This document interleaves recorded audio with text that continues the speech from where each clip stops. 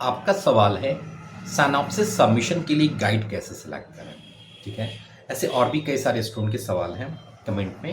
मैं जस्ट उन सवाल के आंसर दे रहा था और एक कंप्लीट डिटेल में आपको समझाना चाह रहा हूँ कि इसका क्या प्रोसेस होना चाहिए। अगर आप किसी भी प्रोग्राम के स्टूडेंट हैं और आप सिनॉप्सिस सबमिट करना चाह रहे हैं तो आपको एक सुपरवाइज़र की ज़रूरत पड़ती ही पड़ती है। आप सुपरवाइज़र कह सकते हैं, गाइड कह सकते हैं, एकेडमिक काउंसलर कह सकते हैं, ये सब ऑलमोस्ट सिनोनिम्स हैं। तो इसको मैं किसी भी नाम से बोल दूंगा, आप समझिएगा गाइड की मैं बात कर रहा हूँ। तो बेसिकली आपके सिनॉप्सिस में जैसे बहुत सारे प्रोग्राम्स हैं, उसमें जो आपको गाइड मिलते हैं, सबसे पहला स्टेप है आप जब सिनॉप्सिस प्रिपेयर कर लें और प्रिपेयर करने के बाद अपने स्टडी सेंटर पे जाइए और एकेडमिक काउंसलर से साइन ले लीजिए। पहला तरीका ये कब करना चाहिए? जनरली आप ऐसा ही करते हैं, एकदम लास्ट मोमेंट जब आ जाता है आपका, तब आप ये सारी चीज़ें प्लान करते हैं। प्रीवियस सीजन में भी मैंने देखा, उसके पहले भी देखा और आप खुद भी जान रहे हैं कि जब लास्ट मोमेंट होता है तब तक गाइड फुल हो जाते हैं, चाहे वो मेरे एंड से हो या एकेडमिक काउंसलर हो या किसी स्टडी सेंटर के हों। ऑलमोस्ट एक गाइड जो है कुछ लिमिटेड स्टूडेंट को ही गाइड कर सकते हैं और ये कुछ रूल्स हैं। तो आप अगर गाइड प्लान करना चाह रहे हैं तो बिल्कुल एडवांस में प्लान कीजिए। जैसे मान के चलिए आपका सबमिशन, नेक्स्ट सेशन का सबमिशन स्टार्ट होने वाला है, तो आप अगर स्टडी सेंटर से गाइड चाहते हैं तो भी अभी एडवांस में प्लान कर लीजिए, अभी ही सिनॉप्सिस प्रिपेयर कीजिए या हमारे एंड से सिनॉप्सिस सपोर्ट ले करके आप जाइए और गाइड को बताइए कि सर मैंने ये टॉपिक पे प्लान किया हुआ है और इस पर आपके सिग्नेचर चाहिए होगी। तो स्टार्टिंग में वो एग्री कर लेंगे क्योंकि उनके पास वैकेंट होते हैं सीट। ठीक है, या अगर आपको एकेडमिक काउंसलर नहीं मिल पा रहे हैं तो अपने नियर बाय किसी भी प्रोफेसर्स आपके प्रोग्राम में जिन्होंने मास्टरिंग की हो उनको आप अपना गाइड बना सकते हैं। मैंने क्या बोला?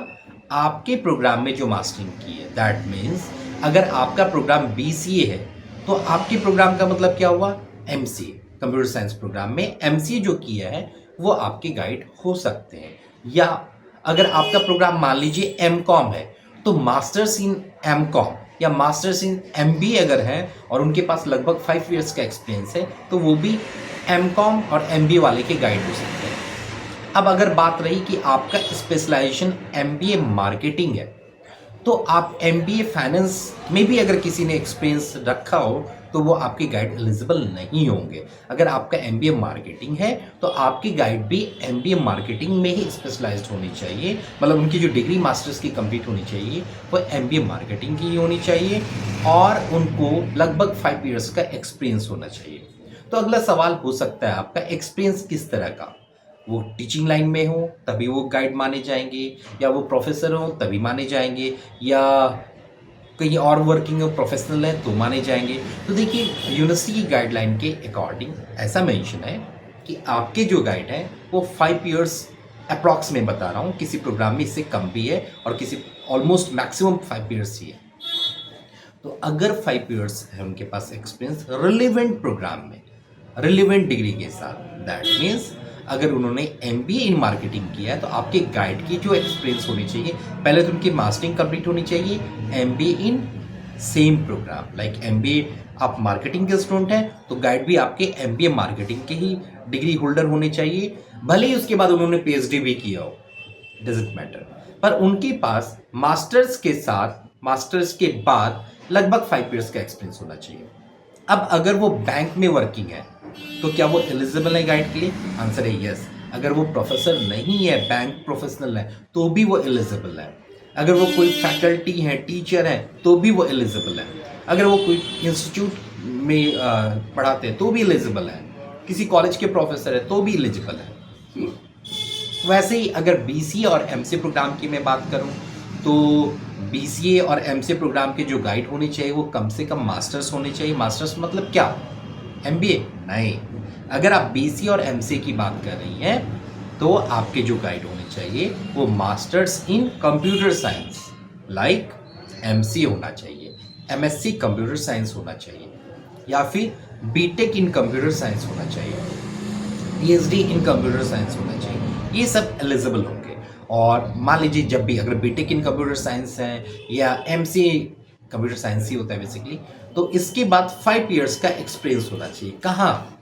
टीचिंग में, नहीं, ऐसा कुछ मेंशन नहीं है। टीचिंग में हो तो भी बहुत अच्छी बात है, अगर वो डेवलपर है तो भी बहुत अच्छी बात है, अगर वो कोई सॉफ्टवेयर प्रोफेशनल है तो भी बहुत अच्छी बात है, अगर किसी कंपनी में वर्किंग है तो भी अच्छी बात है, ठीक है ना। वो सब एलिजिबल होंगे आपके गाइड के लिए, ठीक है। तो क्या तरीका आपको अपनाना चाहिए गाइड फाइनलाइज करने के लिए? ये सेशन ऑलमोस्ट कंप्लीट होने को है। नेक्स्ट सेशन के लिए आप अभी से तैयारी कीजिए। अभी से अगर आपको गाइड की रिक्वायरमेंट है, सिनॉप्सिस की रिक्वायरमेंट है या प्रोजेक्ट की रिक्वायरमेंट है, आप चाहे तो अभी स्टडी सेंटर से कॉन्टेक्ट में रहिए, आप उनसे बात कर सकते हैं नेक्स्ट सेशन के लिए, या फिर अगर हमारे एंड से सपोर्ट चाहते हैं तो भी आप हमारे एंड पे पहले इन्फॉर्म कर सकते हैं, ताकि वो सारे यूनिक टॉपिक के साथ आपका वर्क रेडी हो। और यही एक रीज़न है कि जिसके हमारे एंड से जो भी सबमिशन हुए वो सारे अप्रूव हो जाते हैं। तो आपको तरीका ये अपनाना है कि अभी से ही प्लान कीजिए। नेक्स्ट सेशन जब भी स्टार्ट होगा मैं आपको इन्फॉर्म कर दूंगा। पहला आपका सिनॉप्सिस और टॉपिक यूनिक होना चाहिए और वो रेडी होना चाहिए। सिनॉप्सिस के साथ अपने स्टडी सेंटर से अगर आप गाइड सपोर्ट चाहते हैं तो वहाँ पे विजिट कीजिए, उनको एडवांस में बताइए कि सर मैं आपको अपना गाइड बनाना चाहता हूँ, तो या चाहती हूँ जो भी है। तो फिर आप उनके साइन फॉर्मेलिटी के लिए कह सकते हैं कि सर आप चाहें तो एडवांस में मुझे साइन फॉर्मेलिटी करके दे दीजिए, मैं संभाल के रखूँगा और जब भी सेशन स्टार्ट होगा मैं सबमिट कर दूँगा। ऐसा भी हो सकता है, या फिर वो आपका फ़ोन नंबर या इनरोलमेंट नंबर मेंशन कर लेंगे कहीं पे, और फिर आपको जैसे ही सेशन स्टार्ट होता है वो साइन वगैरह करके आपको सबमिशन करा देंगे। इन द सेम वे हमारे एंड से भी ऐसा ही होता है कि अगर आप पहले ही एडवांस में इन्फॉर्म करते हैं तो हमारे एंड से आपको गाइड, जितने भी हर प्रोग्राम के गाइड्स अवेलेबल होते हैं तो वो आपको प्रोवाइड कर दिए जाएंगे एडवांस में। अगर बाय चांस वो कंप्लीट हो जाते हैं तो फिर बड़ी मुश्किल होती है। लास्ट सेशन में बहुत मुश्किल हुआ था। बीसीए के स्टूडेंट कह रहे थे कि सर मुझे गाइड चाहिए, एमसीए के कह रहे थे गाइड चाहिए, एमबी के लिए कह रहे थे गाइड चाहिए, नहीं हो पा रहा था क्योंकि ऑलमोस्ट सारे गाइड कंप्लीट हो चुके थे। तो मैंने अभी सिर्फ कुछ मेजर प्रोग्राम के नाम बताएं, लेकिन सेम रूल सारे प्रोग्राम्स के लिए भी है।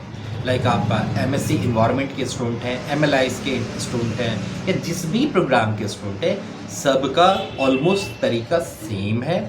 आपको करना क्या है, सबसे पहले आप यूनिक टॉपिक डिसाइड कीजिए। अगर आप डिसाइड नहीं कर पा रहे हैं तो आप हमारे एंड से सपोर्ट ले सकते हैं, मैं आपको टॉपिक सजेस्ट कर दूंगा। उस टॉपिक पे आप चाहें तो आप भी अपने एंड से सिनॉप्सिस बना चल सकते हैं, और अगर आपको लग रहा है कि आपसे नहीं बन पा रहा है तो आप हमारे एंड से सपोर्ट ले सकते हैं। प्रॉपर सिनॉप्सिस रेडी रखिए, अपने गाइड से मिलिए, और मैक्सिमम केस में गाइड के साइन इजिली मिल जाते हैं। पर कब?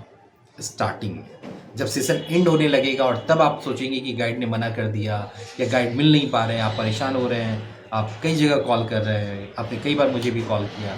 उस सेशन में होता क्या, ऑलमोस्ट गाइड कंप्लीट होने को होते हैं तो प्रोवाइड कराना मुश्किल होता है। तो एडवांस में प्लानिंग कीजिए और अभी से ही अपने गाइड को, अपने टॉपिक को, ये सब डिसाइड करना स्टार्ट करती है, ताकि जैसे सबमिशन स्टार्ट हो आप इमीडिएट सबमिट करें और आपका तुरंत अप्रूवल आ जाए। इससे आपका काफ़ी टाइम सेव होगा, ठीक है। आई होप आपकी क्वेरी सॉल्व हो गई होगी। मैं कंप्लीट वीडियो अपलोड कर दूंगा आपके लिए, और आपके जैसे जिनकी भी क्वेरी हैं गाइड से रिलेटेड वो ऑलमोस्ट सॉल्व हो गए होंगे।